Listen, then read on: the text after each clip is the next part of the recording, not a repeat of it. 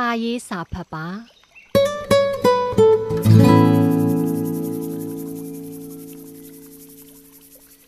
စာအုပ်စာပေလူမိတ်ဆွေဆိုသည့်အတိုင်းမိတ်ဆွေလိုသဘောထားကနေတိုင်းဖတ်ပါမှတ်ပါလေ့လာပါတတ်နိုင်သလောက်ဖတ်ပါများနိုင်သမျှများအောင်ဖတ်ပါဘဝအတွက်ကိုးကွယ်ရာမိမိကိုရှေ့ဆောင်လမ်းပြပြုနိုင်ရန်အတွက်စာဖတ်ပါဖတ်လိုက်သမျှဘာမှလည်းမမှတ်မိဘူးဟုမထင်လိုက်စေလိုပါလူဤမသိစိတ်အတွင်းဖတ်မှတ်ထားသည့်အကြောင်းအရာများကရောက်ရှိသွားပြီးလိုအပ်ချိန်တွင်ထုတ်ပေးပါလိမ့်မယ်စာအုပ်မှန်သမျှသည်စာရေးသူ၏အတွေ့အကြုံအတွေးအမြင်တစ်ခုခုကိုအခြေပြုထားသည့်စာပေများဖြစ်ပါတယ်ထို့ကြောင့်ယူတတ်လျင်ရပါတယ်ဖတ်နိုင်သည့်အချိန်တွင်များများဖတ်ထားခြင်းမှာသီးနှံများကိုစိုက်ချိန်စိုက်ရိတ်ချင်ရိတ်နေသည့်သဘောသာဖြစ်ပါတယ်အသက်အရွယ်ကြီးရင်လာချိန်တွင်အကျိုးတရားတို့ကိုခံစားလာရပါလိမ့်မယ်စာဖတ်ရာတွင်မိမိသဘောကျသည့်အကြောင်းအရာလေးများကိုပြန်ပြီးချရေးနိုင်အောင်စ조사သင့်ပါတယ်စာအုပ်ထဲကအတိုင်းစာများကိုချရေးခြင်းထက်ထိုအချက်လက်များကိုကိုးကားပြီးမိမိအတွေးများနှင့်ပေါင်းစပ်ကာရေးသားနိုင်အောင်စ조사ပါစာရေးသားနိုင်ရန်အတွက်များစွာအထောက်အကူပြုနိုင်ပါတယ်သူများရေးထားတာကိုကိုကညံကွန့်ပြီးကိုထင်မြင်ချက်များဖြင့်ဖြည့်စွက်နိုင်ပါတယ်စာရေးခြင်းရင်စာရေးဖြစ်အောင်ရေးခြင်းကသာအဖြေဖြစ်ပါတယ်စာရေးခြင်းလိုက်တာဆိုကပါဇက်ကအော်ကြီးနေသမျှဘာမှထွက်လာမှာမဟုတ်ပါစာရေးခြင်းရင်စာရွက်ချဖောင်တိန်ကန်ကာချရေးနိုင်ရပါမယ်စိတ်ရှုပ်နေရင်စာမဖတ်ပါနဲ့စာဖတ်လျင်စိတ်ရှင်းထားပြီးတိတ်ဆိတ်အေးချမ်းသည့်နေရာကိုရွေးချယ်ကာဖတ်သင့်ပါတယ်စူညံနေသည့်နေရာတွင်စာဖတ်ရန်စ조사နေခြင်းမှာအာယုံများနေသဖြင့်စိတ်ဇံဝင်နိုင်ရန်ခက်ခဲပါလိမ့်မယ်စာဖတ်ရင်းကနားသိရင်နားလိုက်ပါနားချိန်လေးတွင်တွေးပြီးဝေဖန်နိုင်အောင်စ조사ပါအဖတ်တွင်အတွေးလေးစွတ်နိုင်ရင်ပိုပြီးအရသာရှိပါလိမ့်မယ်စာလုံးတိုင်းစကားလုံးတိုင်းသည်မိမိတို့အတွေးများကိုဖော်ထုတ်နိုင်ပါတယ်စာဖတ်စဉ်ရရှိလိုက်သောစိတ်ကူးများအတွေးများသည်မသိစိတ်အတွင်း၌ရောက်ရှိသွားပြီဖြစ်ပါတယ်ထို့ကြောင့်စာကိုစိတ်နှင့်ဖတ်နိုင်ရန်အရေးကြီးပါတယ်အတွေးသည်အသိဉာဏ်ပညာအပေါ်တွင်အခြေခံပါတယ်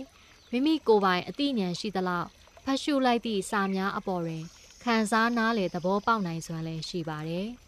လူတိုင်းပညာဉာဏ်ကွာခြားချက်ကြောင့်စာအုပ်တအုပ်ထဲကိုဖတ်သည်ဆိုတော့လဲခံစားနားလေပုံချင်းတူခြင်းမှတူနိုင်ပါလိမ့်မယ်စာဖတ်ပြီးရရှိလာသည့်အတွေးများကိုတယောက်ယောက်ကိုပြောခြင်းသည်ဝေမျှခြင်းသည်မှာလူသား၏ဗီဇဖြစ်ပါတယ်သို့တော့အပြောခတ်အပြခတ်တတ်ပါတယ်ထို့သောဖြစ်ရခြင်းမှာမိမိအတွေးအခေါ်အယူအဆကိုလှောင်ပြောင်မြည်စိုးရိမ်သောကြောင့်ဖြစ်ပါတယ်ပြောစရာရှာမတွေ့သည့်အခါတွင်သူသည်ချရေးနိုင်ရန်စ조사ပါတော့တယ်မိမိအတွေးအမြင်များကိုအ ਨੇ ဆုံးဒိုင်ယာရီထဲမှာဖြစ်ဖြစ်ရေးလိုက်ရရင်စိတ်ပေါ်ပါသွားကြပါတယ်လူသားသည်အတွေးအမြင်သစ်များကိုဗဟုသုတရှာဖွေခြင်းစာဖတ်ခြင်းများဖြင့်ရှာဖွေကြပါတယ်ခရီးထွက်ခြင်းဆွေးနွေးပွဲများတက်ခြင်းဟောပြောပွဲများတက်ခြင်း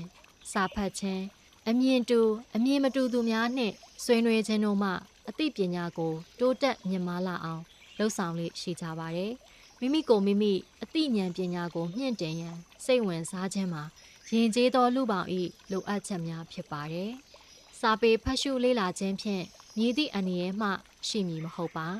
စာဖတ်ခြင်းသည်အတွေးအခေါ်ကိုရင့်တန်စေသလိုကိုလည်းယုံကြည်မှုအပြည့်အဝရှိလာစေပါလိမ့်မယ်နည်းနည်းဖတ်နည်းနည်းသိနည်းနည်းလေးစုပ်ကင်ပြီးငါတော်ငါတက်ငါသိသည်ဆိုကမှန်မတက်သင့်ပါစာကိုဖတ်လေငါသိရန်များစွာလိုလေဆိုကမှန်ကျသွားတတ်ပါတယ်နည်းနည်းလေးသိခြင်းကဘာမှမသိခြင်းထက်အန္တရာယ်ပိုရှိပါတယ်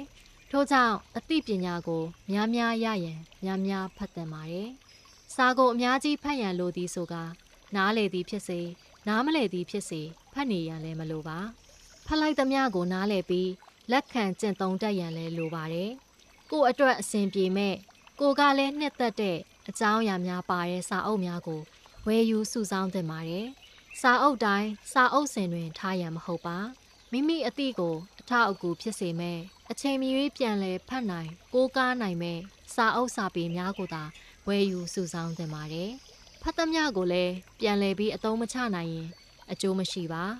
မှတ်စုလေးထုတ်ခါရေးသားခြင်းမှသည်မိမိအတွေ့အမြင်ကိုပြန်လည်ဖော်ထုတ်ရေးသားနိုင်သည့်အဆင့်အထိစ조사သင့်ပါတယ်စာဖတ်ခြင်းသည်ဖြည့်တင်းခြင်းဖြစ်ပြီးရေးသားနိုင်စေရန်အားထုတ်ခြင်းသည်ဝေမျှခြင်းဖြစ်ပါတယ်ကိုယ်စိတ်ကူးကိုယ်အတွေ့အမြင်များကိုငါသိတယ်လို့သူလည်းသိပါစေဆိုသည့်အမြင်မျိုးဖြင့်မျှဝေနိုင်သောစိတ်ထားမျိုးလည်းရှိရန်လိုအပ်ပါတယ်ပညာဗဟုသုတဆိုသည်မှာစာဖတ်ခြင်းဖြင့်လည်းရတယ်လို့ကြားခြင်းမြင်ခြင်းတို့မှလည်းရနိုင်ပါတယ်မိမိကြားခဲ့မြင်တွေ့ခဲ့သမျှတို့ကိုလည်းမှတ်တမ်းတင်ရေးထားနိုင်ရန်လိုအပ်ပါတယ်ခရီးသွားမှတ်တမ်းအတွေ့အကြုံမျိုးများသည်လူတဦးနှင့်တဦးမတူညီနိုင်ပါမျှဝေနိုင်ရန်ဆိုသည်မှာရေးသားမှတ်တမ်းတင်ထားခြင်းဖြင့်သာရနိုင်ပါတယ်စာဖတ်ခြင်းစာရေးခြင်းတို့မှာမိမိကိုမိမိစ조사မြင့်တင်ခြင်းလည်းဖြစ်ပါတယ်စာဖတ်ခြင်းမှာအသိပညာကိုစုဆောင်းခြင်းဖြစ်ပါတယ်ပြားတကောင်က